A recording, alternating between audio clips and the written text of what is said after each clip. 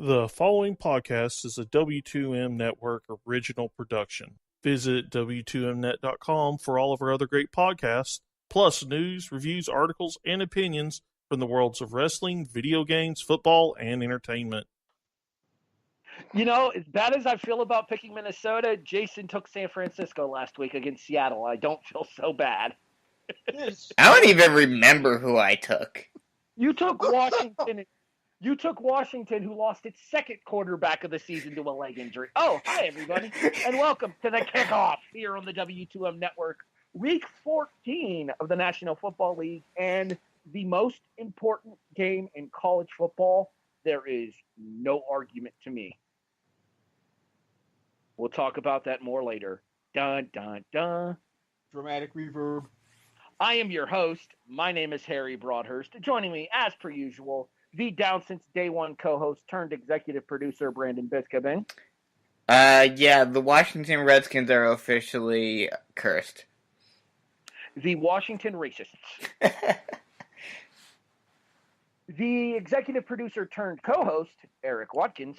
At least it wasn't 99 and a half.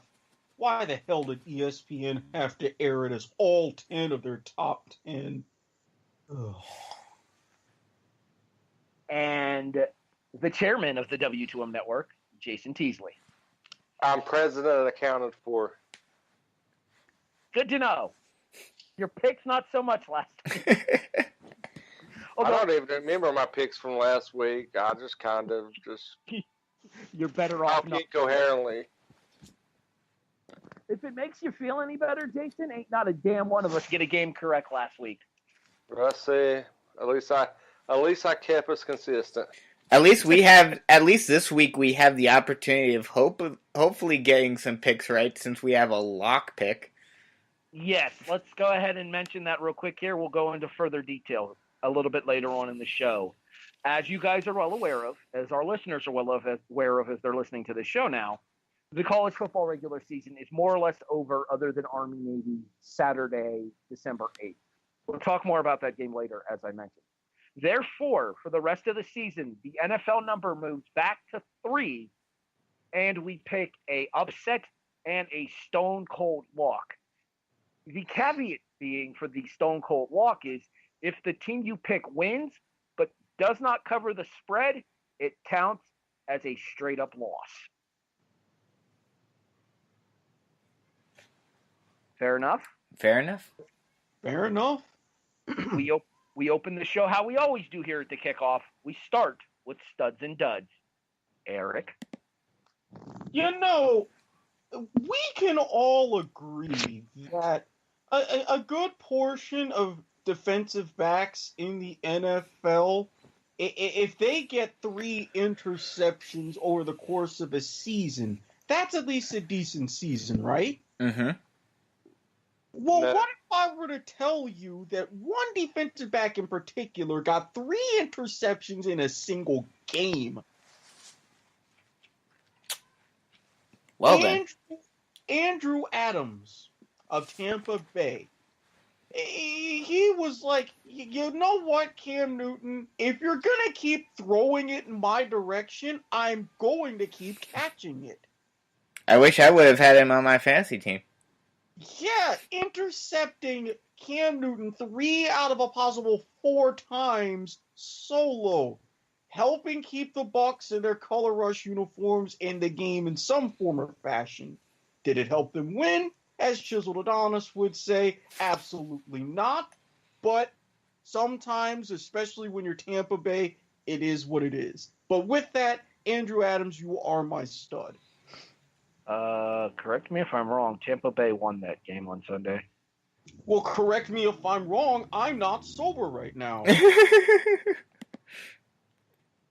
You're wrong. I'm correcting you. You're not sober. Alrighty then. Jason Stud. My stud is a little-known running back. Well, coming into this year, he was little known. Undrafted free agent that fell to the luck of the Denver Broncos. And this weekend he carries for 19 times for 157 yards and 2 touchdowns. Yes, Philip Lindsay. And what's really curious about this, and this is going to break mine and Brandon's heart when I say this, he is currently the leader for Offensive Rookie of the Year. I think it's going to depend on where the two teams finish. Yeah. Denver is 6-6, the Giants are 4-8. But if you're going to tell me, if anybody told me coming into the season that the Giants were going to win more than 4 games this year, I'd have told them they were crazy. But I mean, while the Broncos probably won't make the playoffs, they do at least have the opportunity to make the playoffs still. Well, yeah, but I don't think that should factor into your Rookie of the Year. I think it's just like the Heisman, which we may discuss. I think you can't contribute a team to individual awards. Depends upon the award, I feel, because, like something like MVP, it's in the name, most valuable player. If your value is diminished by not winning, then it's kind of...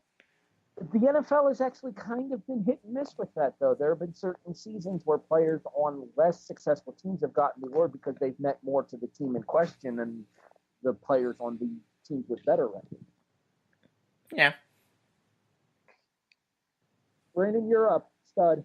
My stud for this week is Travis Kelce, and he needs to put in more games like he did this past week after what happened this week, which we'll talk about later. But 168 yards, 2 touchdowns over Oakland. Yes, it's Oakland, and yes, the Chiefs defense gave up a lot of points, but still a good game for Travis Kelce. Yeah, it's nice for Kelce to actually stand up and be counted because he hasn't really done much this year. And it's a good thing that he's getting hot when he is now, after what happened. We'll talk about that a little bit later. Dun, dun, dun. Dramatic reverb. Again. My studs for the week are the Central Florida Golden Knights. And the reason I'm giving this to Central Florida, even though I have been a staunch disapprover of any candidacy of them towards being in the college football playoff over the last 2 years. Boo. Because of the schedule. It is what it is. Their schedule is not conducive to being in the college football playoff. Although, we will talk about the article that I sent you guys a little bit later on, because I'm sure Brandon's going to have more to say about that. But anyway, Central Florida played Memphis in the in the American Athletic Championship game. I don't know why I went Conference USA there. I must have had Brent Stockstill on my mind still. Thanks, Erik. Welcome. And Central Florida, despite being without their star quarterback, Mackenzie Milton, who we discussed the horrific-looking injury he suffered last week, came back from a 38-21 halftime deficit to outscore Memphis 35-3 in the second half and win the American Athletic Championship 56-41, thus assuring them of a New Year's Six Bowl, in this instance, the Fiesta against the Louisiana State Tigers, who Florida beat earlier. And I did read, I don't know if this was the article that you sent. Was it about, the Gators offering up a nice little 2-for-1? Yes. Florida has offered Central Florida an opportunity to have that marquee matchup on its schedule at the cost of coming to Gainesville twice for one trip to, I think, Orlando for Central Florida, if I recall correctly. Mm-hmm. Yes. Yeah. It's two shit schools playing. How'd West Virginia do the end of the season? Hush you. Did West Virginia at least have a chance to win their conference? I mean, technically speaking, Florida had a chance. It came down to the Georgia-Florida game in the SEC East. We just didn't show up for that Georgia-Florida game. Speaking of not showing up, segue! Duds, Erik. Well, my team showed up for a little while, but they decided to kind of go home early. Look, and I've got a little personal bias because of a friend of mine who I'm pretty sure is going to be listening to this at one point or another. This, in part, is for you, dedicated to Long Island. The New York Jets. You're going through a little bit of a mediocre season. Let's admit it. You're breaking in a rookie quarterback. Let's admit that, too. But he wasn't there for that game, so you turn to the journeyman veteran. Were doing something that you really don't get to celebrate too often. That's having a lead in a football game. With Todd Bowles in that kind of defense for what it was, how do you have that sort of a collapse? I don't understand. What, do you think you're the Giants or something? Hey! Gangrene, you are my duds for this week. Ooh, And yeah, I'll be talking more about the Jets later. you son of a bitch. Jason, dud. My dud is a well-respected football organization that proceeded to lose to a crappy team at home where their star quarterback does not lose at home in December. And this loss actually cost a head coach's job. So, happy birthday, Aaron Rodgers, for getting McCarthy fired, and also losing to the Arizona Cardinals at Lambeau in December. Now, to be slightly fair, Mason Crosby makes that kick, you're talking overtime. If Mason Crosby would have made 3 previous kicks, the Packers would still be in the playoffs. Fair. Very fair. It has not been a good year to be Mason Crosby in Green Bay this year. It hasn't been a good year to be a kicker, period. I mean, most It hasn't places been a good year to be a Giants fan either, but That's we true. won't go into that too much. We'll go into that a little bit later. God. This was a bad week for all of us, so once again, it's just going to be the soapbox for homers. No, this was a bad week for you. This was an epically horrendous week for me. You at least can save face. I mean, technically speaking, you do have some positivity to discuss. We'll get to that in a second. So my duds for the week are Buffalo.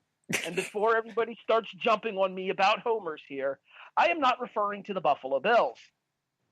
I am referring to the Buffalo Bulls, who had a 29-10 lead in the MAC title game against the Northern Illinois Huskies and proceeded to lose 30-29, allowing 20 unanswered in a row to end the game by the Huskies. Northern Illinois is not the team that Northern Illinois was when Jordan Lynch was there. The Bulls had just as many wins as all 3 of their NFL state counterparts combined, and yet somehow you find a way to lose a game in Detroit, Michigan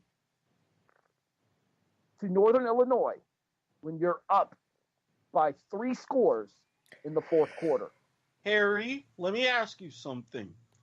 Was this a team based in Buffalo? Nobody circles the wagons quite like the Buffalo Bulls. This is what I'm saying. A team based in Buffalo in a championship game. Did you honestly expect anything different? And what's with Group of 5 championship games and teams blowing tremendous leads? 17 in the American Athletic, 19 in the MAC, and Brent Stocks still managed to suck it up in the Conference USA title game in Middle Tennessee State, lost to UAB. Congrats, UAB. I was rooting for you. You know, this is a program that just got football back 3 years ago, so I'm happy for them. Good for them. Mm-hmm. Yeah, ditto. They fought hard. The boosters stepped up. just like the Footscray Bulldogs of 1989 in Australia. But that's for another podcast. You can listen to Soccer to the Max here on the W2M network with Erik Watkins, Sean Garmer, and Rachel. I'm sorry, I do not know her last. A, you're Krieger. B, that's not soccer. That is the mighty Australian rules that I referenced. You just went Aussie rules on her. Yes, I did. Well done. This is working. All right, let's move on. It is now time for So. Wait, I didn't do my dud, and neither did you, I don't think. I just did my dud, Buffalo. I thought you did yours. I don't remember doing my dud. All right, well then do your dud now, and I'm sorry. My dud, contrary to what Erik mentioned earlier, thinking that they won, is the Carolina Panthers losing to the Tampa Bay Buccaneers. And not only losing, but not even taking a lead at a single point in the game. Again, me and sobriety do not coexist right now. I'm making that very clear.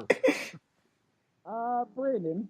Yes. Do you remember the conversation we had last week about a certain anniversary? Yes. I feel like that's Ron Rivera right now. Playoffs? Talking about playoffs? Yeah, their playoff hopes are dwindling exponentially by the week, and I'll talk about that more later. Dun, dun, dun. Dramatic reverb. There's been a lot of reverb on this show. Moving on, and now officially, So. That happened. Jason, you've got one of the big ones here, so you're going to go ahead and go first here.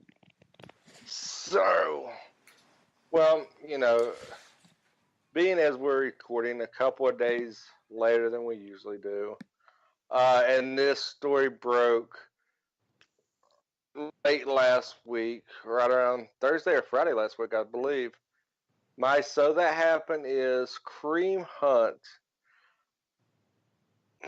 video surfacing, which led to not only him going on the commissioner's exempt list, but very quickly becoming a free agent in his second year due to the Kansas City Chiefs wanting no part of said allegations or the PR nightmare that Hunt would become.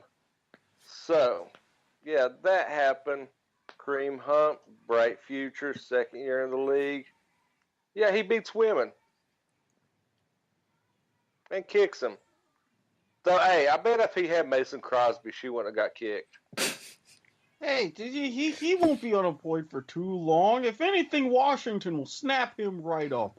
They have a they're saying that there's just more than the girl pressing charges. They said that there is a lot of evidence with a lot of civil suits becoming tied to it. And he's in for a long, long road. But my problem is the NFL and Kansas City knew about this in February, chose to do nothing until the video surfaced. Well, that's the that's the question I have. First off, shouldn't they be taking some proactive measures to make sure that this does not happen? And secondly, I have a feeling that another team got their hands on this video and leaked it. Well, there was actually some confirmation that there was another team in the AFC that either got their hands on it or either way. New England. Yeah. Yeah, that would be my guess. A certain hoodie and a certain quarterback who has to have a certain trainer and has a certain program. I could see them doing it. I don't see that simply because, I mean, they could still win regardless. But I mean, I honestly think that the NFL and everybody knew about this prior to, they swept it under the rug. Oh, yeah, definitely.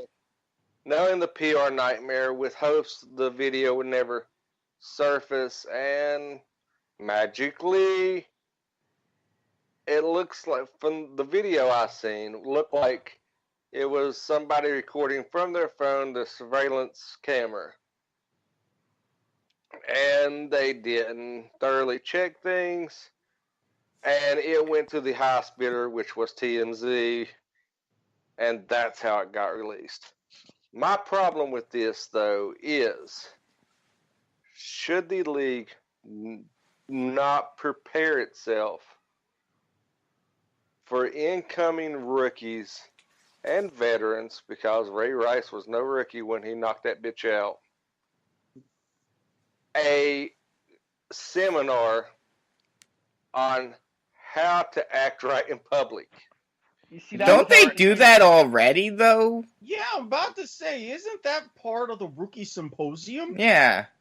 Here's the difference, though. Actually teaching that class and then getting them to abide by it are two different things. Yeah. You can teach What someone what has to happen is you have to get to the point where, as a professional athlete, you have to realize that you are a target for all kinds of various attempts at quick money-making schemes, at ways to nudge some kind of fame off of your name brand value, or in instances like this, to drag you down into the mud with certain people. From what I understand, and the story that I've heard, is the allegations are that this woman was spewing white supremacist stuff towards Kareem Hunt.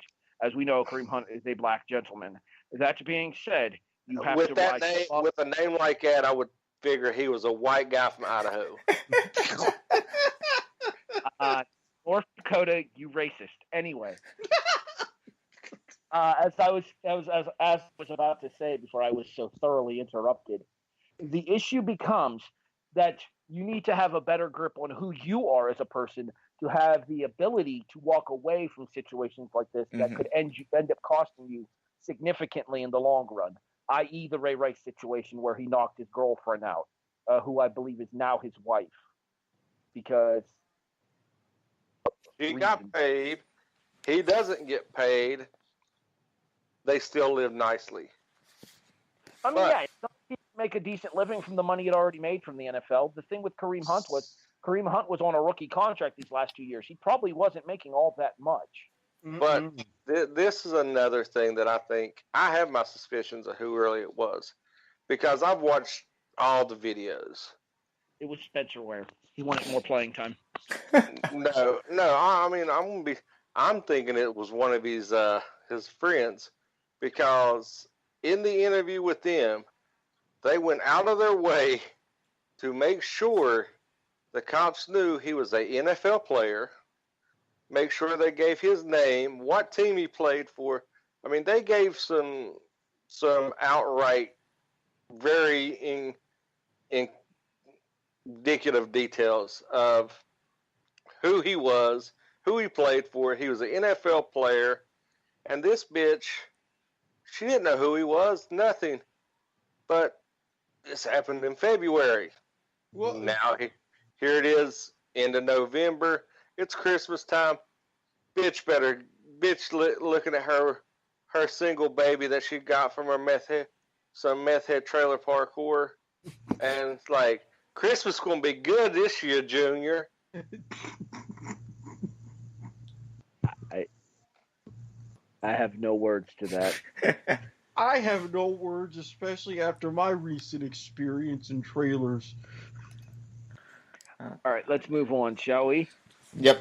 Brandon, so that happened. Well, mine is one, Jason's happened a week ago. Mine just recently happened, so the late airing, or the late recording of this was fortuitous for me, because I got this story today. Darren Lee, a 4-game suspension for substance abuse. No indication exactly what it was that he was taking or doing or whatever. But yeah, he's out for the remainder of the season, and the Jets' luck just continues to get worse and worse. Jets, Jets, Jets, Jets. Yep. Jets gonna And they're Jets. We'll talk a little bit more about the Jets here in a few seconds when we pour one out for the homers. Erik, so that happened. Okay. Everybody knows that different kinds of dairy has expiration dates. Milk, cheese. We're aware of that, right? Mm-hmm. So, when you're dealing with something in the land of dairy, say, I don't know, a state that I still will refuse to mention by name because I have to deal with them yet again. But the state, well known for dairy, and their professional football team, you could say the same things apply. Well, Mike McCarthy just happened to reach his expiration date. The ownership and front office of Green Bay opened up the refrigerator, took a whiff, and decided they're not going to chance the extra 4 weeks. So, Mike McCarthy, with a very pleasant goodbye, players giving him a standing ovation as he arrived at the facility one last time, and thanks to interim head coach Joe Philbin, former Dolphins head coach, but he has shown the door. Now, yes, as Jason mentioned, this was on Aaron Rodgers' birthday, 35, if I remember correctly. So you wonder. Aaron, although he did not admit this publicly because he's Aaron Rodgers and that's how he operates, he's getting what he wanted. His plan worked. Now the question is, who is going to replace McCarthy in Green Bay? Can I make a suggestion on who it is? I can name a rumor that I've heard as well. Harry, I'll let you go first. The name that I'm hearing is Josh McDaniels. Mm-hmm. Nope. I'm going to go a different route because this guy has worked with a lot of top quarterbacks. The only one he has not worked with is Tom Brady. He has worked with Peyton Manning, Carson Palmer, among others, Andrew Luck. And he made a bold statement prior to the Green Bay job coming open where he wanted to go. I guarantee you, if Bruce Arians even catches a whiff that they have interest in him, he goes to Green Bay. I think he's going to stick to his guns and make a push for Cleveland. See, the rumor I'm hearing is that Cleveland wants to go after McCarthy. I could see that. That's what I've heard. Here's the problem with Cleveland going after McCarthy, though. We talked about this last week. Correct me if I'm wrong here. Ever since Greg Williams took over as the coach of the Browns are 2-2. And one of the losses that he had was on the short week after Hugh Jackson was relieved of his duties here. Those 2 wins that Greg Williams has as the coach of the Browns are the same amount of wins that Hugh Jackson had managed in the previous 3 seasons. That's why, if anything, I wouldn't go after McCarthy at all. I would look at Greg Williams, see what he's got, but I would, at the very least, if Bruce Arians, since he's gone on record and is being interested, I would go for him first. McCarthy would really not help matters with the Browns. Arians would. I will say that I would not be opposed to getting Bruce Arians out of the broadcast booth because I feel like he adds nothing. Well, I have 2 questions for you guys. First, do you think there's any chance that they decide to stick with Philbin if he does well over the next couple of weeks? I don't think so. I don't think so. Well, I'll let you go first, Erik. Well, I say maybe because, yes, this is the new voice that Aaron Rodgers wanted, but he's going to get sick of him very quickly, too. Rodgers is going to want a special kind of coach who will either A, get on him, or B, let him do whatever he wants. And I don't know if Philbin is ready to handle that. Plus, Arians. His mediocre tenure in Miami also works against him. And second, you mentioned... Okay. Oh, yeah, you didn't mention. Yeah, go for it. I'm going to say no. Okay. And the reason I'm going to say no is because I don't think Joe Philbin is a marquee enough name for the Green Bay job. True. Second, we mentioned Arians. Do you think there's any chance of any other guys that are currently in the booth or on the set coming out of retirement to coach the Packers? The only possible name that I would even consider for that would be Bill Cowher. That's who I was thinking. And I sincerely doubt that he has any interest in coaching again. Not after the run that he's had on CBS and how much he's enjoying the booth, and he doesn't want to be another John Gruden. He's staying where he is. Yeah. Let me throw this out to be a wild card. If things spiral the way they have been, even despite the record and despite the team not actually firing coaches go here to retire and die coaching this team. Could Mike Tomlin tenure in Pittsburgh be up, and he be up to go to Green Bay? I doubt it with how well they've done this year. Yeah, but they're tired of Mike Tomlin. No, but again, you said it yourself. Pittsburgh is very, very patient. They had Chuck Noll for nearly 30 years. Then they had that very long run with Bill Cowher, and they've had a nice, almost as long run with Tomlin. I want to say Tomlin is in his 15th season, 2003, I think he took over the Steelers. And that was after Cowher did 10? They always talk about this on the Steelers broadcast, and as somebody that lives in a Pittsburgh market, I live I'm sure I've mentioned this on the show before, I live in Youngstown, Ohio, which is like halfway between Pittsburgh and Cleveland. So whenever Cleveland's on the road, whenever Cleveland's at home and Pittsburgh is on the road, we get the Steelers games in the Youngstown market because we're a halfway. The one stat that they always mention during Steelers games is the fact that over the course of the last 50 years, the Steelers have only had 3 coaches. That is a sign of patience from the Rooney family. Mm-hmm. But this is a different NFL than what Chuck Noll and Cowher was in. But this is instant gratification. But you also have different younger Rooneys running the organization as well. The issue there, the only issue here for Pittsburgh is, I believe that if Pittsburgh chokes away a playoff spot, given the way that the team started off of the 7-2-1 record, then we might hear more rumblings about Tomlin. If Pittsburgh can stay within the playoff contention, either winning the AFC North or catching a wild card, then I don't think Tomlin's job is in any kind of danger. Oh, yeah. Right? We do need to move on, however, because we have some more to the show to get to. So let's go ahead and continue. It's now my turn for So That Happened. And my So That Happened is we officially have the Final Four for this year in college football.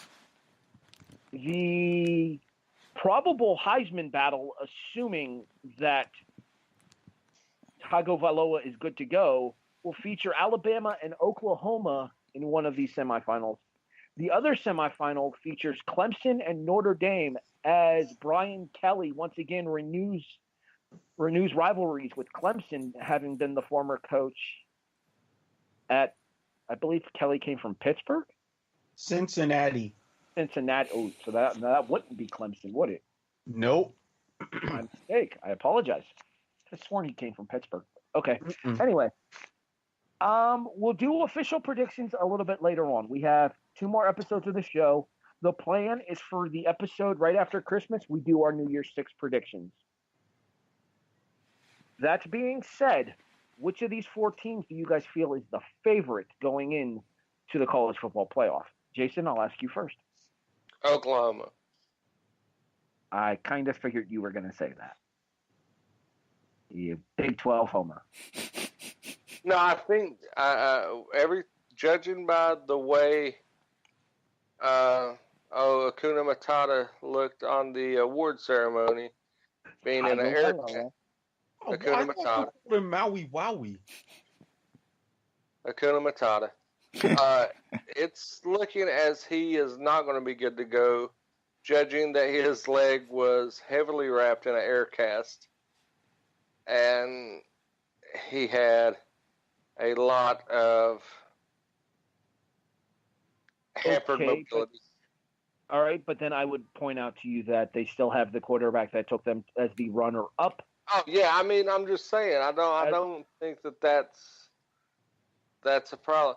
And just as a side note, did anybody else see the interview that he done where he admitted that he was scared to fail because his dad would beat his ass with a belt? I saw that. I was like, man. And his dad pretty much said, "Oh no, you're not going to the Pac-12. You're going to Alabama." Yeah, they asked him when he decided to go to Alabama. He said, "I didn't. My dad chose it."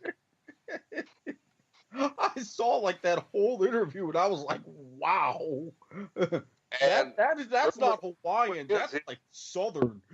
his younger brother is better than he is, and I think that he is going to Bama. Yep, he is. He's already committed. Tagovailoa. On behalf of everybody in the SEC, Nick and Saban. Erik, who do you have as the favorite going into the college football playoff? While I will say that Oklahoma and their style of offense and with Kyler Murray will give Saban a game, I still have to put Alabama as my favorite because even though he's dealt with quarterbacks like that before and he struggled, I mean, look at Deshaun Watson in those Alabama-Clemson matchups. Even though he struggled defending him, he still finds ways to either come, in one case, close, and in another case, flat out win. I can't count against them, even with Jalen Hurts, because Jalen Hurts has taken him to these heights before. Brandon? Yeah, Alabama's going to figure out some way to win again, yada, yada, yada. I'm actually going to be the only person to pick a team from the other game then. Clemson. Give me Trevor Lawrence. Give me Dabo Swinney. Give me Clemson. I think if Tagovailoa isn't ready to go, I still think Alabama will pull it out, but I think it's going to be a lot closer where Clemson is definitely going to give them a game. Absolutely. And I even think that if Notre Dame pulls something off, which they might, it won't be as much of a game, but Brian Kelly will figure out something. If we recall correctly, the last time Notre Dame was in a championship game, correct me if I'm wrong, didn't they get the snot beaten out of them? Yeah. They did. Tail and all. Yeah, that's going to happen again against Clemson. I honestly feel like Clemson's going to beat the brakes off of Notre Dame on the 29th. A question Answer. Is this based on the remarks and the perception that's came out? Is Swinney done in Clemson? Or have you guys even heard about this? No. Are you referring to him going to the NFL? Because I've heard rumors, but I don't think Swinney's going to be. No, the fact that he's tired of all the fans turning on him when I think they was favored by like 21 and they covered or something, and the fans weren't happy and they was booing Clemson and everything because they didn't win by a bigger margin. And he went on the record as saying that he's tired of the fans being ungrateful and everything. I think that was more of a heat of the moment comment rather than actually anything long-standing. Especially when you're making as much money as Dabo Swinney is at Clemson, you don't walk away from that kind of cheddar. Not to mention who see him in Ohio State since their coaching job. Their job isn't open now. Oh, is it already been filled? I haven't seen it. The guy that filled in for Meyer at the start of the season, Zach Day, has already been named the head coach in waiting. Not to mention, who would Clemson even get to replace Dabo Swinney? Mm-hmm. All right. That's going to wrap up So That Happened. Let's go ahead and move on here. It is now time for Buy or Sell. We did the draw before the show this time in order to get this ready and able to get us running here. Erik has won the draw. Erik gets to pick between the college, the NFL, or the combination question. Since the topic intrigued me the most, I'm going to pick the combination question. The combination question is, and the only way that I worded this in the group chat when I gave them their hint as to what the question would be, I worded this with FFL, XFL, AAF. Buy or sell. This launch of leagues as an uprising towards the NFL will fail within 5 years. Oh, now are we talking as a collective? Yes, all three of them will be folded within 5 years. All three? Oh. I'm going to sell that all three will fold within 5 years. I think the XFL, even with Vince McMahon saying, oh, it's going to be different than the XFL we knew when some of us loved back in 2001, I still don't think that he's divorced himself from the entertainment side of things as compared to the football side of things. While he's getting everything together more logistically and he's got some good markets, especially like St. Louis, I don't trust him to have this going long term to survive 5 years. I give him about 3. Now, the league I had never even heard of until you'd mentioned it in the group chat, the FFL, the Freedom Football League. They've got some dynamics that I have seen from indoor leagues in terms of fan ownership. Specifically in the FFL's case, season ticket holders being part owners of the team. I get the overall principle. I like the overall principle of saying using this as a platform for social justice and doing good. I even like some of the names. Terrell Owens, Ricky Williams, those were putting their hat in the ring. But just because you played football, I don't know if you have all the momentum and can get the right people in place to run this kind of a league, especially when you're springing it basically out of nowhere. I give that league maybe a season. But the reason why I sell, with how the AAF is set up, how they have the football minds, how they've had the strategy, the marketing, everything, this is the one league that if we're coming back in 5 years' time, I think this can still be going strong. I give this league the opportunity to make hiccups because it will the first couple seasons. But I think they've got the brain power and the organization to get it right. Jason, the question comes to you. Buy or sell that all three of these startup leagues for challenging the NFL in order to give fans an alternative towards the NFL here in American football, the AAF, the FFL, and the XFL will be gone within 5 years. I'm going to buy that because I just don't. You're going to have football fatigue. Yeah, the NFL's down, but 3 new leagues popping up plus NFL. You're going to have sponsorship opportunities down. You're going to have football fatigue. Now, if this was ran in the off season, it's highly visible that they'll last. But also, if I'm going to go to an alternative league, give me the lingerie league. At least it's a little bit more entertaining. Those bitches get hard. I'm going to be honest. I've seen lingerie games. They have put me to sleep. Well, a lot of things. So has the Jags put me to sleep last night. Don't mean I need to say that they suck. Fair point, but again, but they do. put anybody to sleep. Okay, to be fair, you did fire the first shot at the Giants earlier in the show, Erik. No, Brandon, look, I ain't mad. That was fair game. I ain't gonna lie. all right, Brandon, you're up. Buy or sell? A few questions. Are all these leagues going to be in the spring/summer? Yes. Okay. Have any of them said anything specific about rules or anything like that that's going to differentiate them from the NFL? The AAF, I believe, has kind of a template out. The XFL does not yet. I'm literally just hearing of the FFL. Yeah, I haven't heard of the FFL at all either. With the name, I was thinking it was going to be one thing, but then after Erik mentioned, player ownership and like Terrell Owens and some of those names, that league I think is that one definitely I think is gonna flop. The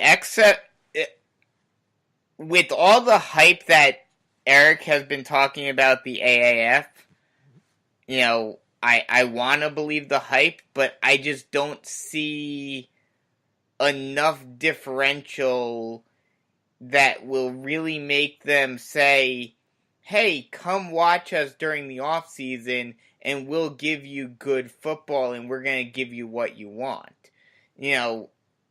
They if they come out with some rules that make it sound like, okay, we're going back to a more traditional football and all of that, and give the fans some special things that they don't see in the NFL anymore, or that they've never seen in the NFL that, may entice fans to watch it, then I give them some chances. Initially, I was thinking that the league, at least if it was run correctly, the league that I was going to give the most opportunity to succeed was the XFL. But the big issue with that, the nostalgia of it is going to be there, and that's going to bring some fans in, at least initially. But I think this is going to be one of those situations where it's going to be like the first time, where it's going to be really big the first week, and then it's going to cave in on itself after that.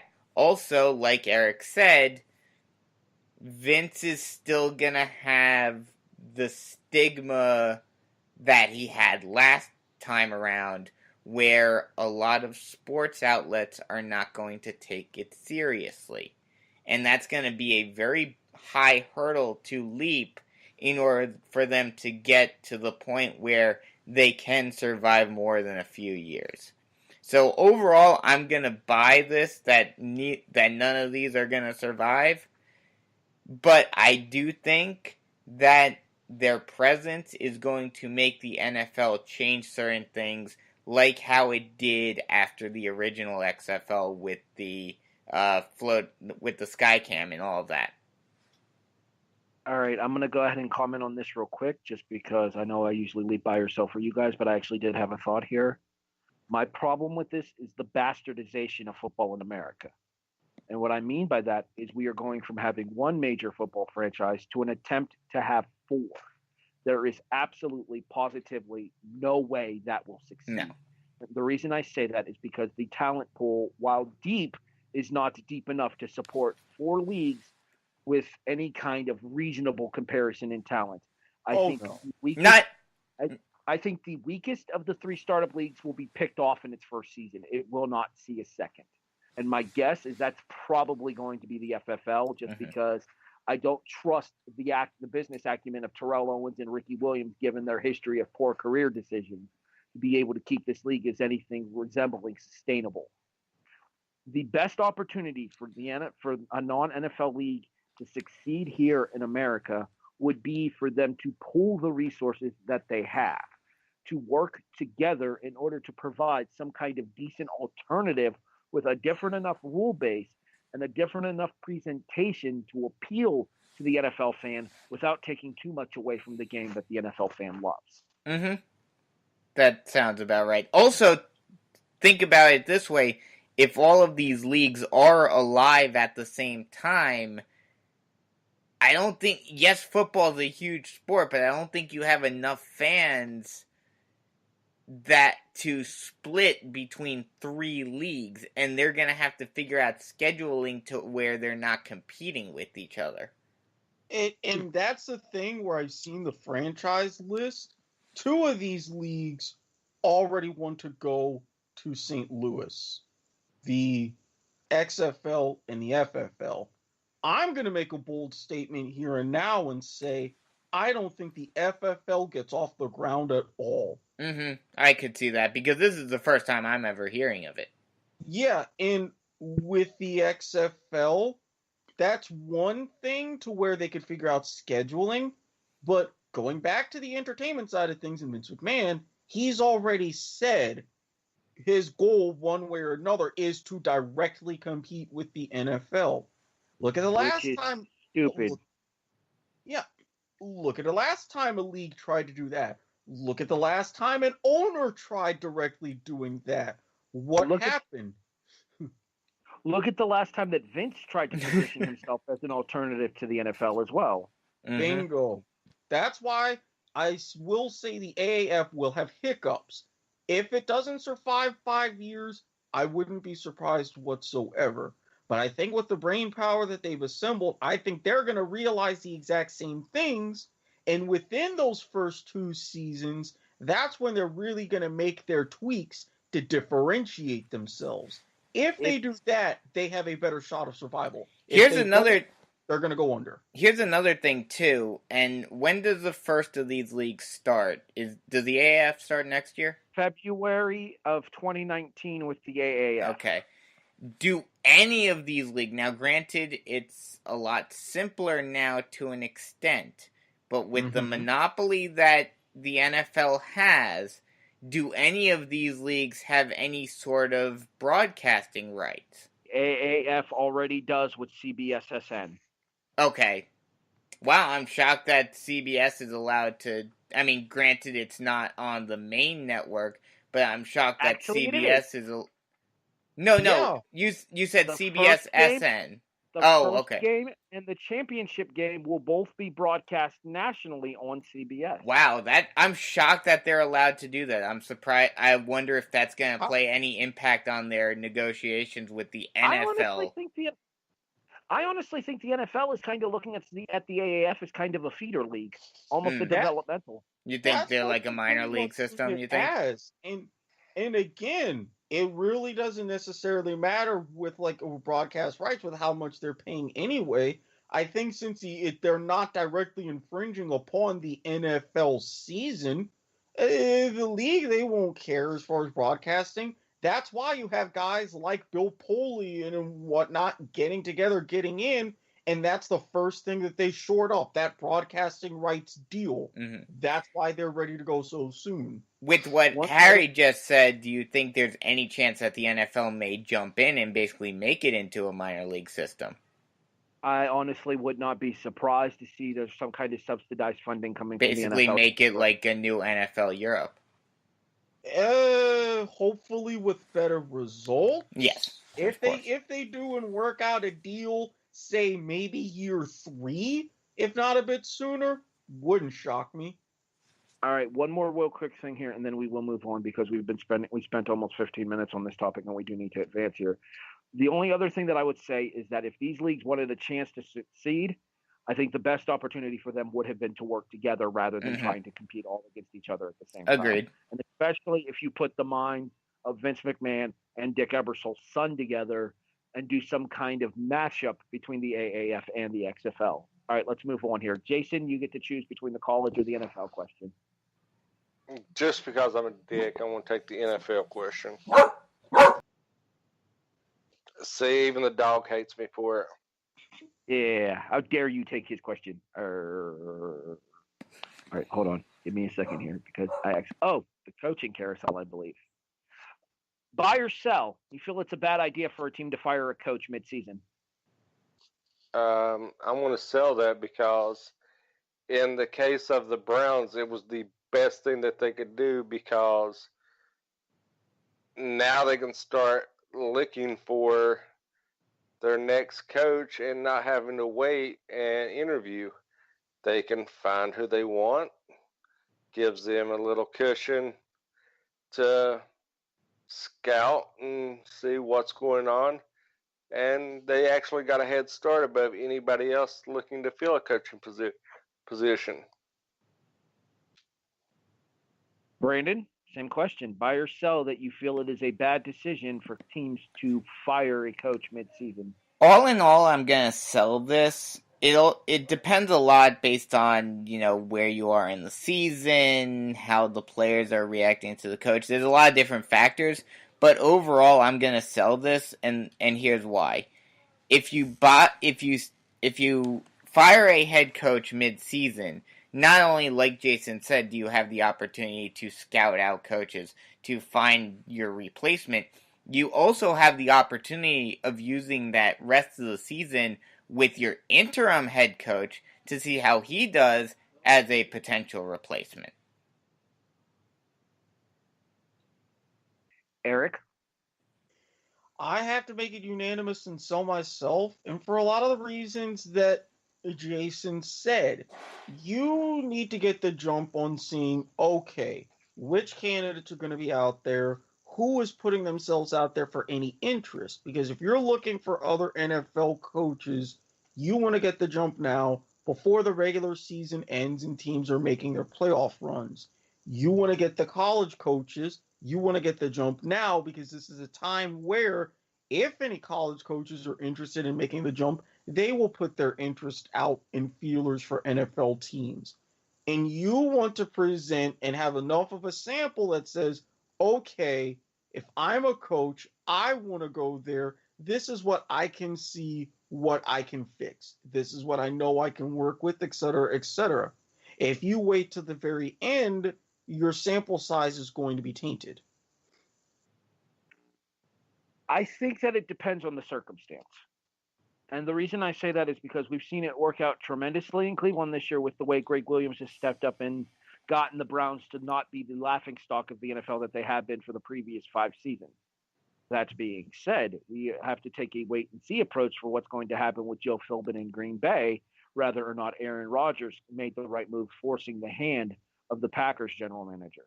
Well, I think another factor to that, and it seems to be the trend for whatever reason, that teams seem to perform better, at least for the first couple of weeks, the first week or two, with a new head coach because it's a new energy, it's a new system. For whatever reason, teams seem to do better for those first couple of weeks.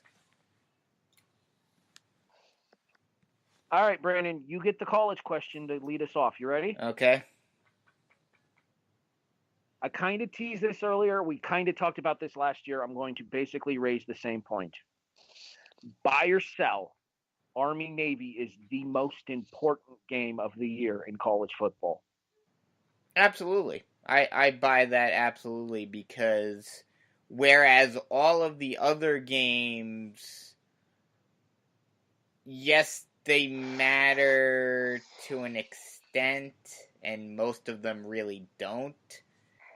Army-Navy, while on a purely football level, on a purely sports level, it doesn't really matter because most of the time both of the teams stink.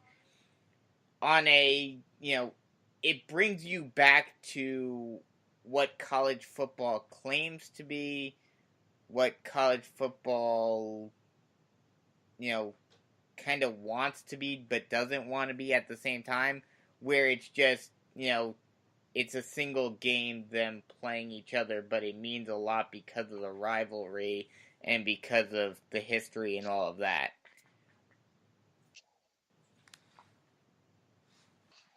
Erik. Honestly, I was thinking about this and everything last year and this year. And especially for this year, I'm going to buy. Not, and we said before, it's a rivalry game. No matter how well the two teams are, how far apart they are, all of that goes out the window for this. Because you're enemies for 60 minutes. Afterwards, you're going to be brothers for life. And even outside of just the different football aspects. You don't get a lot of scandals. Not all issues, coaches moving around or different things or different that or issues with the players. No, this football, be it in any form, this game here in Philadelphia, the sprint football game, which those two teams are league powerhouses. A lot of games like this, they even mention it on the campus of both academies, the star game. You win this rivalry game, you wear an extra star on your uniform. You sweep it, then you've got 4 stars on your uniform, and everybody sees you walking around campus. They see those and say, hey, he was on that team that beat, well, especially in past history, he's been on that team that beat Army 4 straight years. Or he was on the team that finally ended the streak against Navy. You're such a different high regard. Then when you go and graduate from the academy, go serve our country, a lot of times you'll meet and coordinate together in the battlefield. You get to laugh and joke and do all these different things and get these flashbacks, but it's always going to be that bond. And no matter what rivalry game, better or worse, you're never going to have that like you will and what we're going to see Saturday. That's what makes it beautiful. Jason. I think this game is pointless, and I don't even know what's played.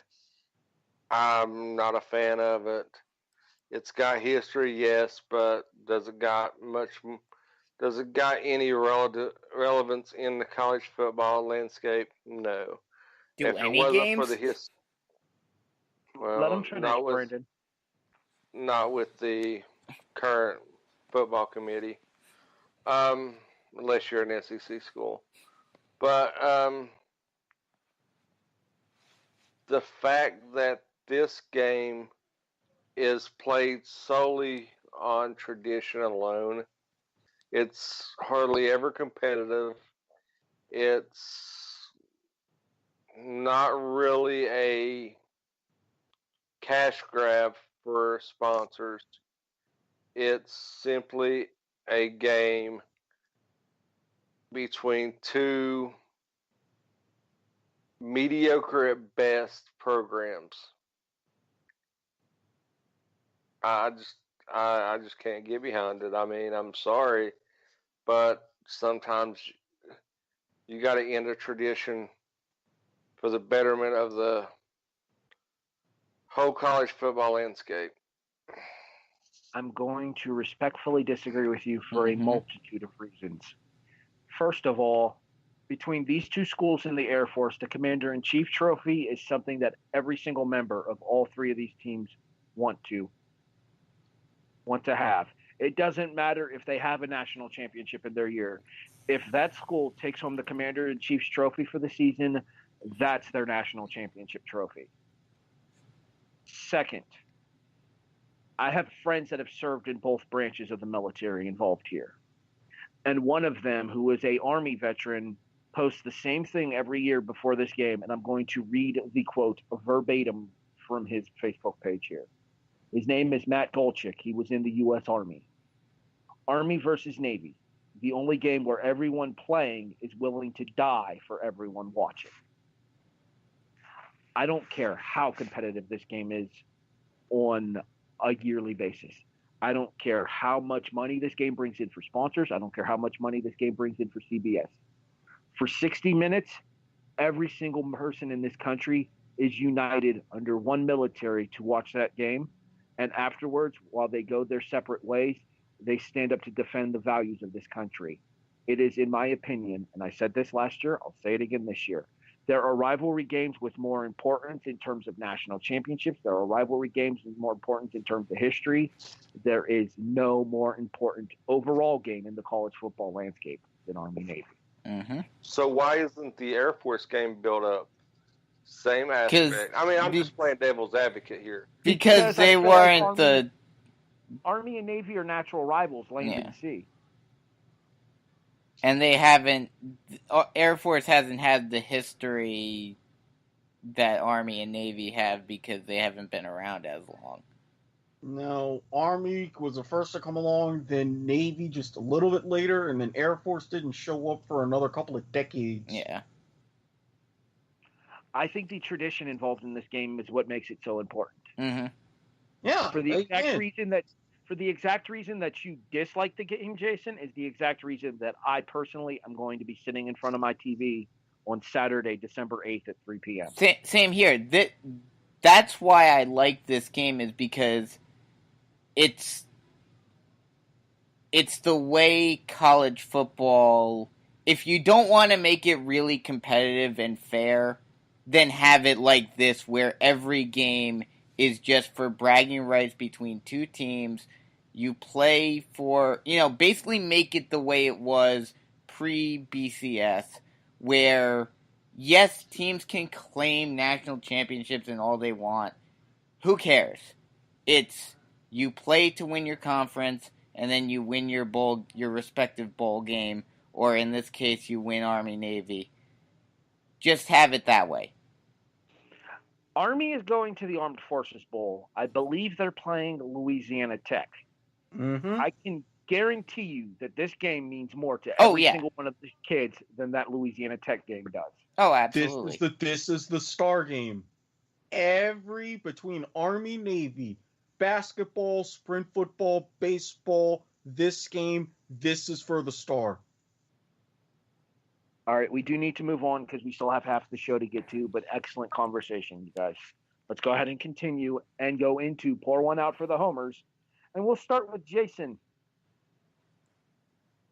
I do believe it is the Liberty Bowl for West Virginia, if I'm not mistaken. I thought it was Camping World. It is the renewal of the old Big East rival with Syracuse, though. Yeah, but it means nothing. You don't think so? No, I mean bowl games in general. If you're not in top four, bowl games are meaningless. Mm-hmm. There's 106,000 of them. I'm pretty sure W2M could sponsor a bowl game, and we could get a solid matchup if we really tried. I mean, that's how many bowl games there are. They're begging for sponsors.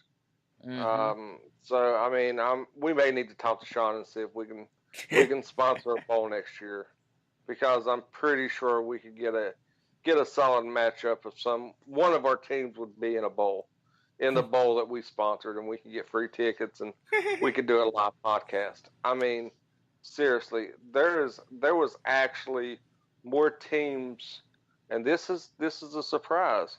There were more teams eligible this year than they could actually fit in bowl games. And like I said, there's 152,610 bowl games. I think starting the 17th of December.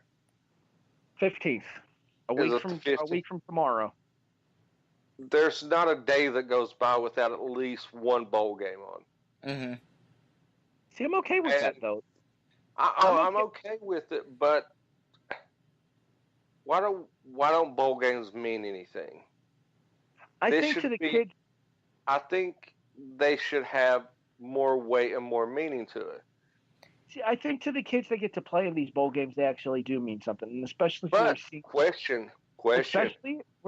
Especially if you're a senior, it's one last go round with your teammates, or if you're an incoming freshman, and it's an opportunity to practice with the teammates that you're going to be spending the next 2 to 4 years of your life with.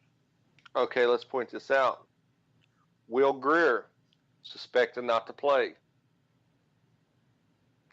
A lot of people. I'll agree with that. A lot of people across the college landscape, the bigger names, are not playing in these bowl games because they do not want to risk injury and hurt their NFL. And this is a tradition that started a couple of years ago with CMC out in Stanford. Which I completely agree with. As do I. I'm totally on board with if you got a future in the NFL, I'm okay with you setting it out. Okay, That's but like- for a lot of okay, yes. If you're somebody like a Christian McCaffrey, like a Will Grier, like a Ed Oliver from Houston, who has already announced that he will not be playing in Houston's bowl game. If you're somebody that's a potential top 5 NFL pick, I can understand the decision not to play. However, if you are somebody that's a senior on this team, and especially if you're like a walk-on senior, then the opportunity to suit up one last time with your teammates, and probably what will be the last time you play in a professionally organized football game, you take advantage of it when you have it. That's the thing, and I said it before when we were talking about Army Navy.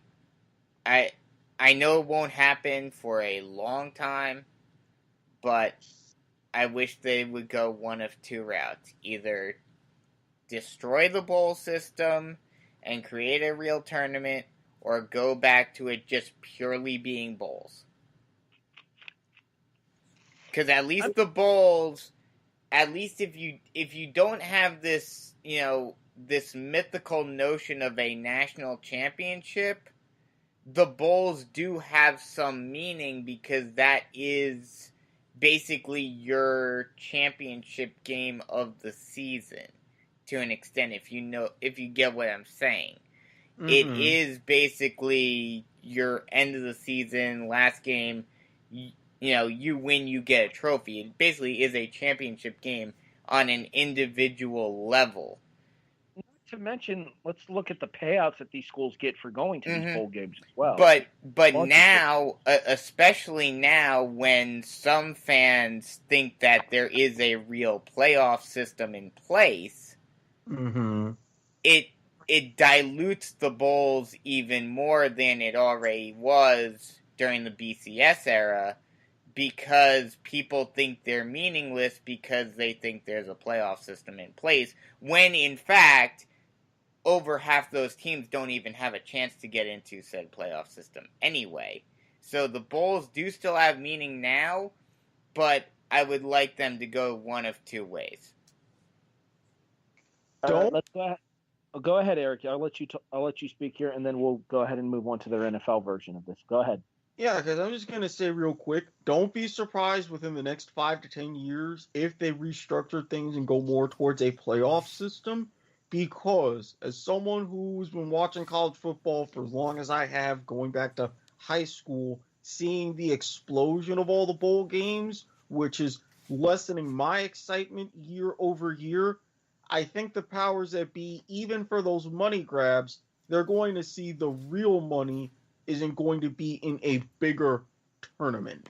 You'll still have some bowls go away, but you'll still have a few as well, but the focus is going to be on that bigger tournament. They won't go back to bowls again after what's happened the last 5 years. So keep an eye on that 5-year window that begins when the TV contracts renew, when networks and conferences literally put their money where their mouth is. The one thing I would love to see is a full tournament, and then basically use some of the lower end bowls as basically like the NIT is in college basketball, where teams that didn't make it to the tournament get to play some extra games, or in this case one extra game, just to kind of give them a bit of a postseason.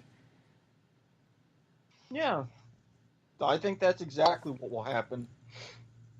All right, let's go ahead and continue with the NFL side of the pour one out for the homers for both Jason and Brandon here. So where'd this performance against the Bears come from, guys? Because I don't think anybody saw this one coming. It came from New Jersey, and it came from the Meadowlands, and it came from Saquon Barkley. It came from Eli and Odell, and our defense. Doesn't it all worry you that Odell Beckham has as many 60-yard touchdown passes this season as Eli Manning does? No, it doesn't. That means we're versatile. You never know who's going to throw the ball and score. We could have Eli in the slot.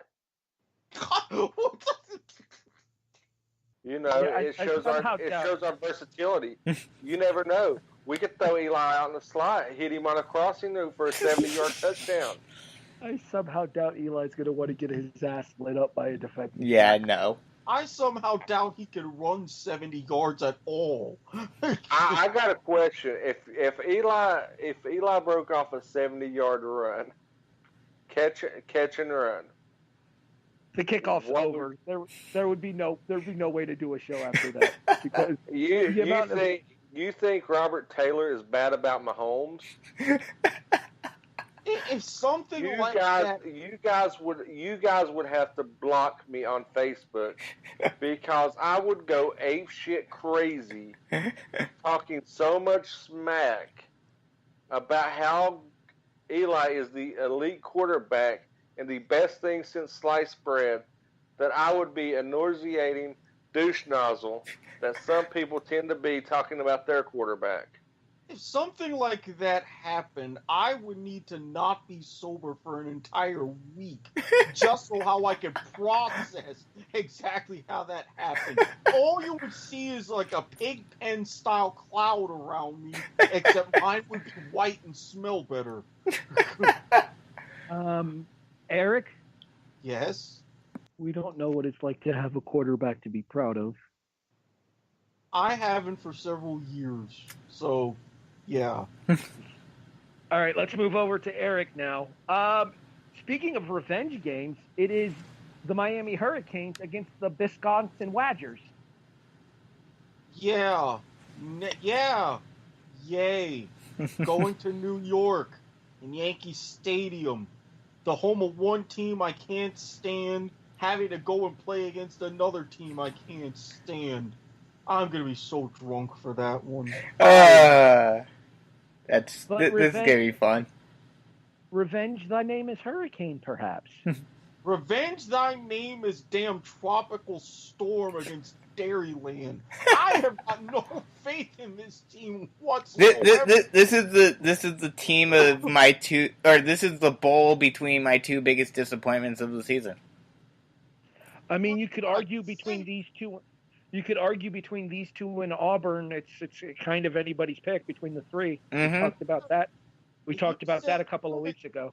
You say hurricane, we haven't even played like a damn tropical wave the past month. Ugh. All right, so I have some good news and I have some bad news here in Homers for you, Erik. Okay. Jacksonville pitched a shutout on this past Sunday. Yeah, the first shutout of Andrew Luck's career. The problem is that your offense didn't get into the end zone either. It was 6-0 on 2 field goals. Okay, let me just throw out this stat. Even with the league and how offensive this league is, even though our defense has pretty much decided to hell with this, we're here just so we can get paid. The Jaguars have not allowed a 300-yard passer all season.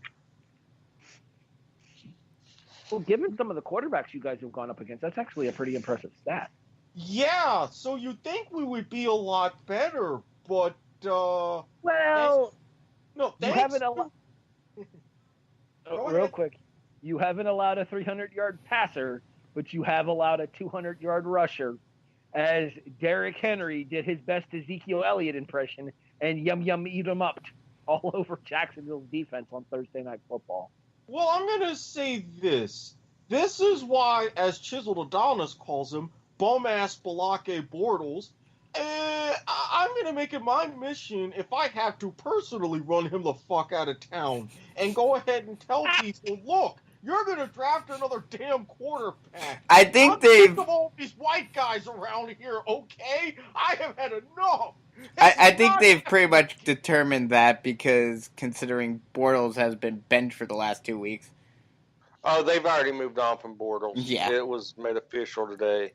No. I know this team. We were supposed to move on from Chad Henne. Look what happened.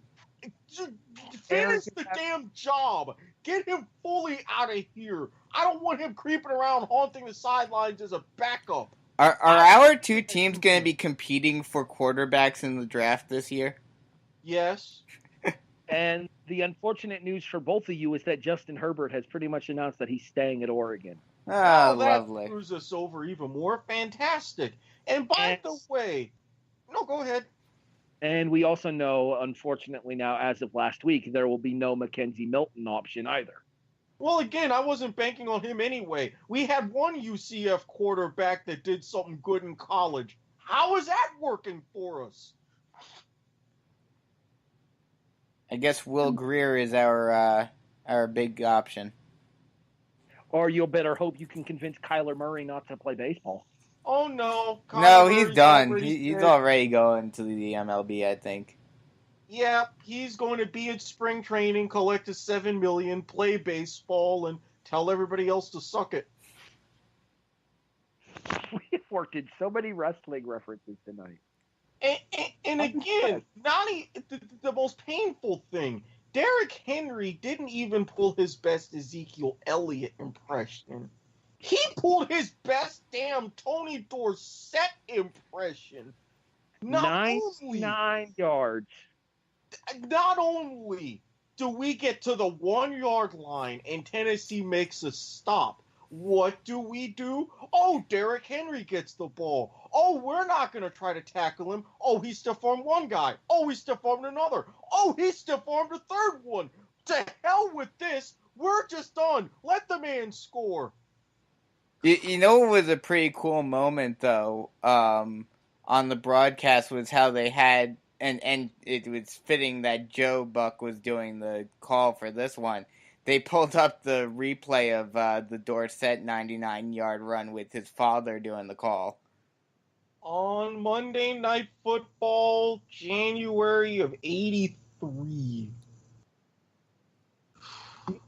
99 yards. And again, it's not like Fred Taylor's game back in 98 where he had a 76-yard run and then he was limited to just 13 yards on his next 12 carries. Oh no, 99-yard touchdown run. What does he do to accentuate that? Oh, only another 16 carries for 139 yards and another 3 touchdowns. Rubbing his nutsack all up and down our secondary. Okay. Woo! Jesus, Erik? I was never so glad that I had to do online tutoring in my life. I saw that score and I'm like, well, I made the right Get it together, man! I made money. Okay. If it's any consolation, Erik, Derrick Henry has been fucking Florida teams ever since he was in college. It's not really anything new. Derrick Henry played in Florida. He went to Yulee. I've known about that kid since high school. And then went to Alabama for college because screw him. Anyway. Okay. Erik, flip the script. Okay. Yeah. Speaking about revenge games, did you know that whenever Florida plays Michigan in a bowl game in the state of Florida, the Gators typically win? Now you're playing in a different state. Do you think that you can carry that mojo over? If I'm not mistaken, the last time we played Michigan in a bowl game, we actually lost 2 years ago. Really? I believe it was either 2 or 3 years ago. We played Michigan in, God, I'm not sure. I want to say the Liberty Bowl, but I'm not sure. Ah, that's outside the state of Florida. For it to work effectively, the games are in the state of Florida, where Florida trounces Michigan in bowl games. In addition, the last time we actually played Michigan, period, was the season opener for the 2017 season. And Michigan kicked our ass at AT&T Stadium. Yeah, that one didn't go too well. I don't know if I brought this up in the group chat or not, but I was thinking about this here, and it's a little bit ironic that both of my teams can get revenge for the other team. Florida plays Michigan, who pounded Penn State earlier in the year. Mm-hmm. Penn State plays Kentucky, who snapped the 28-year losing streak to Florida earlier this year. Hashtag Kentucky Fried Gator. Hashtag best since 86. At least my team won more than 7 games, Erik. Fair enough. Both of my teams won more than 7 games. But only one of them had a half-decent quarterback. And oh my God, I just said that out loud. Ugh. Hey, maybe you'll get lucky and Jacksonville will draft Trace McSorley. There are worse options. He wears number 5 in that uniform right now.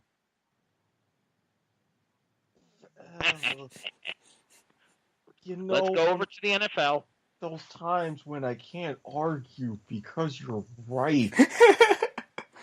Speaking of the NFL, I gotta highlight one moment in particular. If you're referring to the moment, if you're going to refer to the moment I think you're going to refer to, you cannot highlight it because Jason's going to be talking about it next. Certain case of Butterfingers last play? No, you mean the Phillips play. Yeah. Freaking Miami. Like, I don't know why. It always seems to happen. Whenever we play Miami, in Miami, we always find a way to lose. The good news is we play the Jets this week. And if there's one thing we know, when it comes to bad football in the NFL, it's usually spelled Jets, Jets, Jets, Jets. I mean, have you been able to brag that you're much better, aside from the one playoff run? Hashtag 10-3. I will point out that we have 4 wins this year. The Jets have 3. After Sunday, Buffalo will have 5 wins. Jacksonville will have 4. Suck it. Damn, Derek, son of a... Why the hell were we even on Thursday to begin with? Who was smoking what when they thought of that one again? Because they not learned their lesson? Because in spite of them trying to get ratings, they always seem to put crappy games on Thursday Night Football for some reason. You know, they kind of fell backwards into a good one on Monday Night Football this week, though. Mm-hmm. Yeah, we'll talk a little bit more. We'll talk a little bit more about the upcoming schedule here in a bit when we go into Are You Serious? But hey, Jason, you still with us? Nope. I left a long time ago. That's unfortunate because I need you to get it together. If I get it together, happened during your beloved Buffalo Bills game. It was Jerry Hughes trying to fight a referee in the tunnel.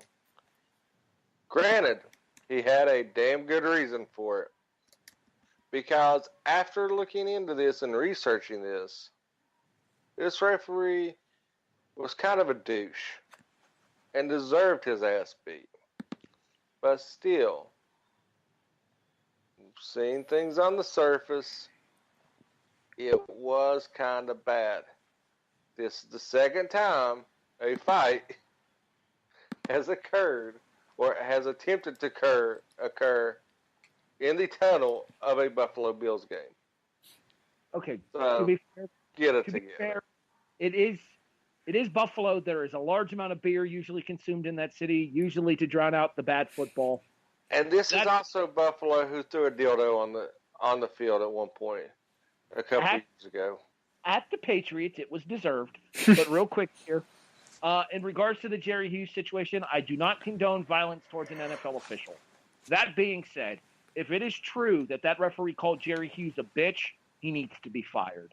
Because he's on administrative leave, and they're investigating revoking his license. Good fucking riddance.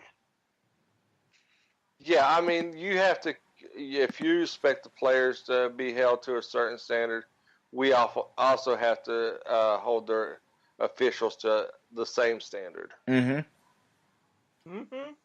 Brandon. My get it together, I know this is at least the second week in a row that I've done it. I was just about to say, this is the third week in a row that I've picked them to go into my get it together. Apparently they don't like listening.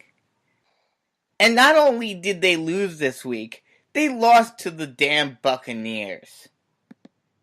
Carolina, if you have any chance of getting into the playoffs still, and your chances are dwindling... Playoffs? Yeah, those chances are dwindling rapidly, week by week. If you want any chance of getting into the playoffs, Panthers, get it together. Come on, man. Okay, that's copywritten. We're not trying to get sued. Erik, I have a quick question for you before you go. You ready? Ready. Where are my Buccaneers? On your buck in the head? Under my bucket hat. Close enough. Erik, get it together. Okay. You are a conference known for very, very high-powered offense, known for great games that people have to stay up to watch most of the time. That's kind of your brand, right? Your conference is a championship game. Primetime television in an NFL stadium, as you do most of the time, especially if you happen to be in the Power 5. One network TV. Exactly.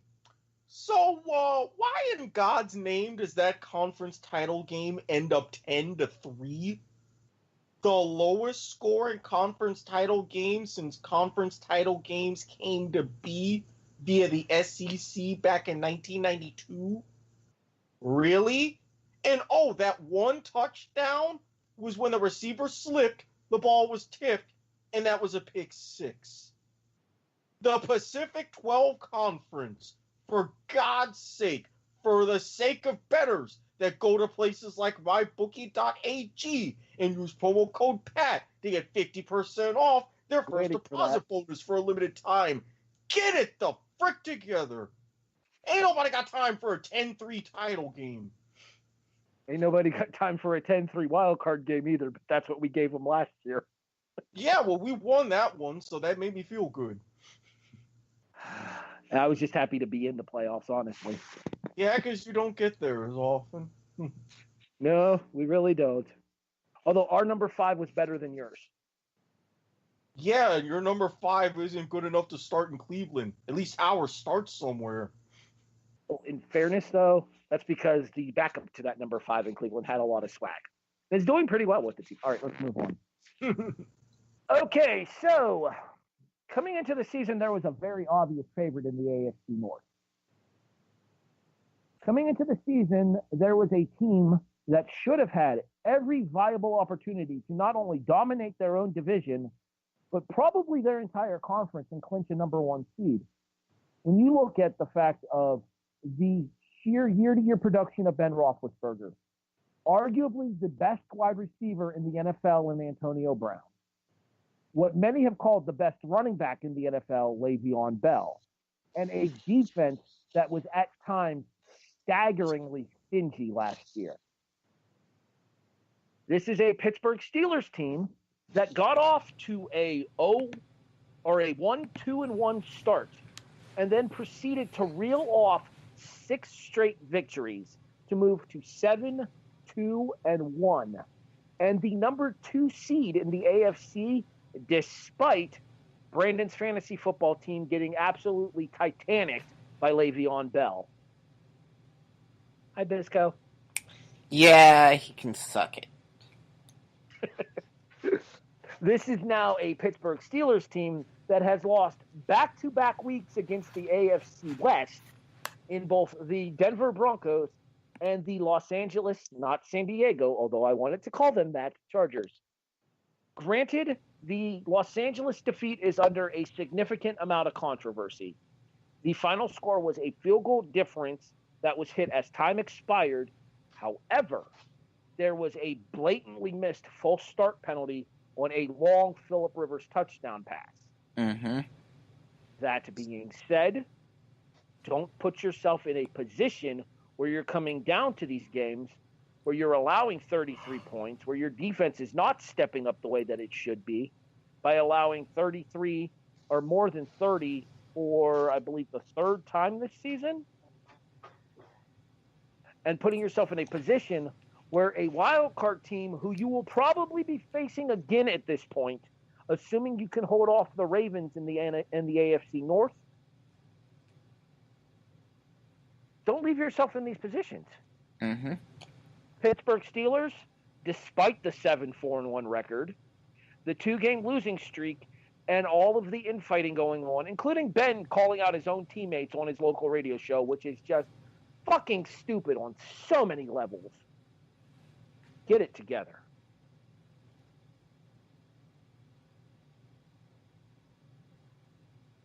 Guys, I have a question for you. Yeah. Are you serious? Nope, never serious. I'm serious enough that I bet money on this one.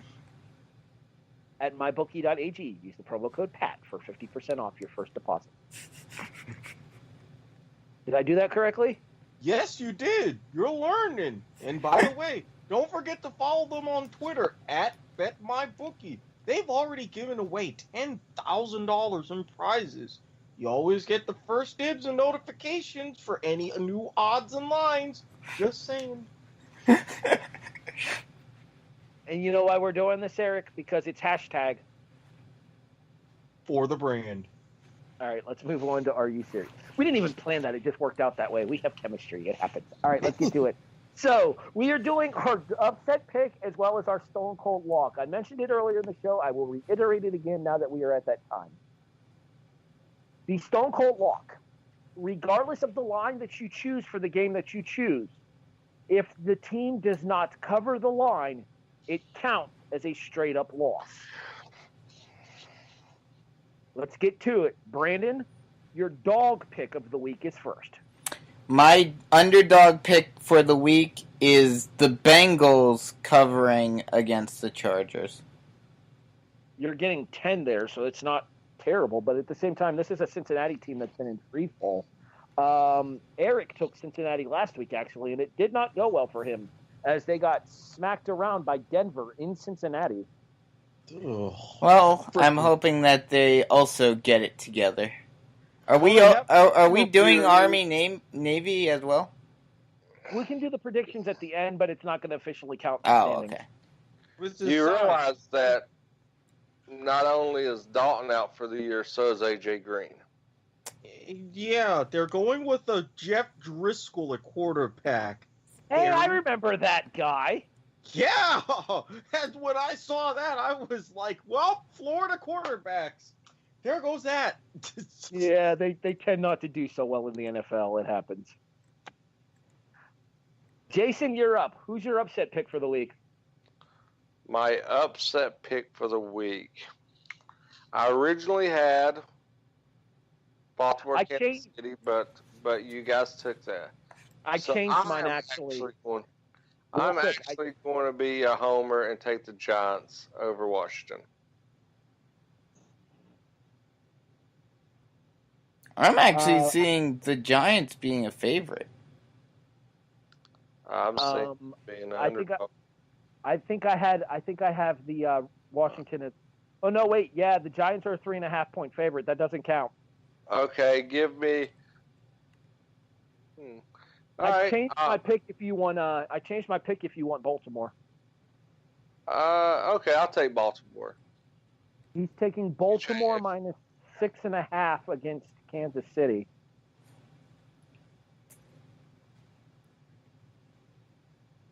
Erik? Miami plus 7.5 against New England.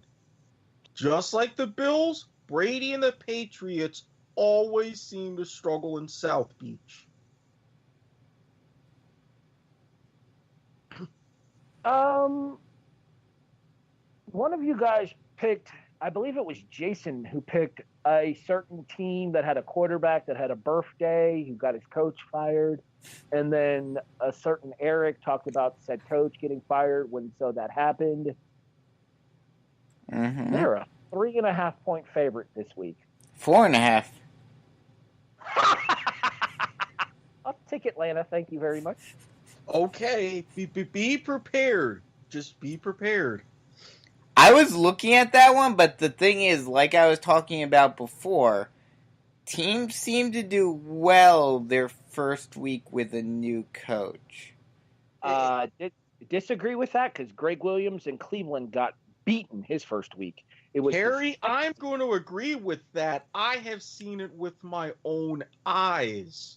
And again, remember how you said that we may or may not be going head-to-head with certain picks in certain situations? Dun, dun, dun! Dramatic reverb.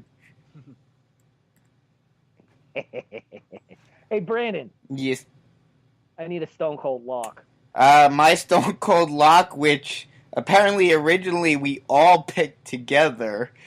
I'm sticking with it. Saints over the Bucks. I actually wasn't picking that one for my Stone Cold lock. Yeah, I'm going to have to change mine. All right, fine. Because I don't want to have the same pick on any of the things here because we're getting further into the season, so I'll change mine. Jason, Stone Cold lock. My Stone Cold lock, since they're a favorite, and I want to be the homer, I want to take the Giants. Oh, Jesus. How did I... Because Alex Smith's going to be a gimp on the sideline with one leg. And Colt McCoy As his Colt McCoy. Right next to him. They've got the almighty Mark Sanchez. Who comes full circle with the butt fumble. Was it against the Giants? No. No, he had another butt fumble moment when he came into the game last week. Oh, son of a bitch. Poor Sanchez. At least this time he recovered it. Oh, that poor unfortunate soul. I'd pity him if it wasn't so funny. Erik, Stone Cold lock. We are going head-to-head, good sir. Aaron Rodgers got the ultimate birthday gift. McCarthy's out of the building. And he's also going to prove a point towards his teammates. I'm the guy that deserves the power. Y'all kowtowed to him. Look at what I'm going to do. Packers -4.5. I am about to show some brass balls with this Stone Cold lock. Not because of the who they're against, but the how many. I am taking Pittsburgh plus having to give 10 to Oakland. You can make an account with my bookie, if you really got brass ones and are going to put on I was considering that one. Because, you got good odds. I believe it's only -105 for that pick against the spread. Just saying. It is with an over-under of 51.5, which, let's be honest, isn't happening. But the big thing for me here is the 10-point spread here. Granted, it is an East Coast team going out to the West Coast. Granted, it is in the absolute dump that is the Oakland Coliseum. Seriously, guys, shut that place down. But see, East Coast going to West Coast isn't the issue because they're playing at 4:00, which would be 1:00 here. Or no, excuse me. Yeah. It's 4:00 here. 7:00. So it feels like it's 1:00 there. Like it's 1:00 there, so it feels normal. Whereas West Coast teams coming to the East Coast, they're playing at 10:00 their time. Right, well, the main reason here that I'm saying that it takes some brass ones to make this pick, though, is because it is by far the largest spread that any of us touched this week. Well, except for your underdog. No, I picked Atlanta. Oh, I thought someone picked Cincinnati. You picked Cincinnati. Oh, wait, right. Cincinnati is not giving 10. Yeah, they are. Los Angeles is giving 14. They're giving 14. Yeah. Wow. Holy shit. Yeah. I'm not covering that, Brandon. Sorry. And I am going to say this. If y'all want to make a little extra cash, go against Harry. Hammer the over on that Pittsburgh-Oakland game. You think so, huh? Mm-hmm. All right, we'll have a nice little discussion about this. I'm with Harry on that one. I don't see 50 points in this game. I called the under for you know why I don't see. I've called a couple of unders before. I'm just saying. Erik, you know why I don't see 50 points in this game? Because I don't see Pittsburgh scoring 40 because Oakland's only getting 10. If that. I think Oakland might put on a slightly better showing than you think. Yeah, they're still going to get blown out, but I think that they can carry over something from what they did against Kansas City. All right, gentlemen. Bonus selection time. This will not count in the standings. This is more for pride. I want the winner and the margin of victory, Army Navy.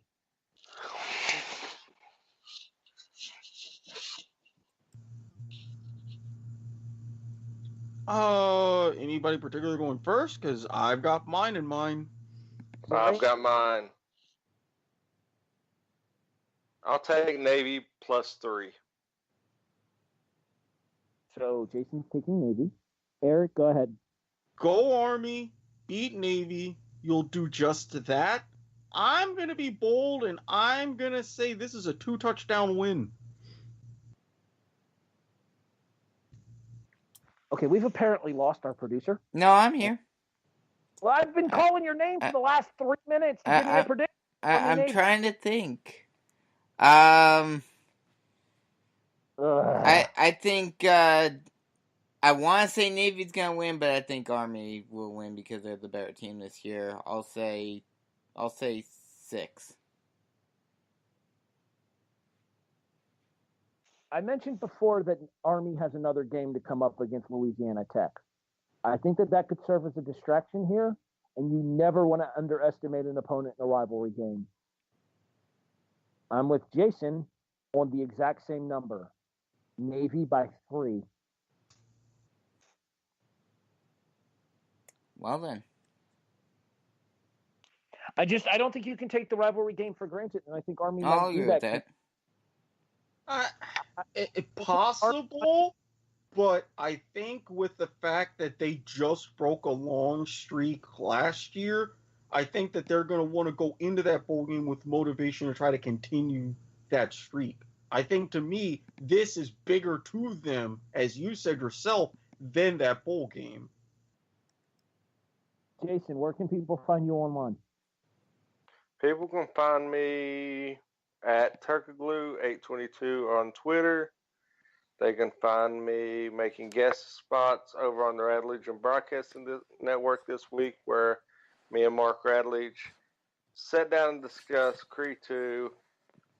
And usually they can find me here talking shit with you guys. Brandon, where can people find you? They can find me on Twitter at Bisco_GothamSN. And that's pretty much it. Other than, once I get the wrestling stuff back up on here. But no, if you tweet anything and tag Bisco in it, he will claim it as his own and make it sound like a good idea. Hashtag Brandon gonna Brandon. Erik. At Squid Sportshead on Twitter. You can follow me on my other Twitter account if you ask nicely, because I'm more selective and you will see things. Throughout the W2M network, here on the Kickoff, we have finally broken open the doors of soccer to the max. We are back.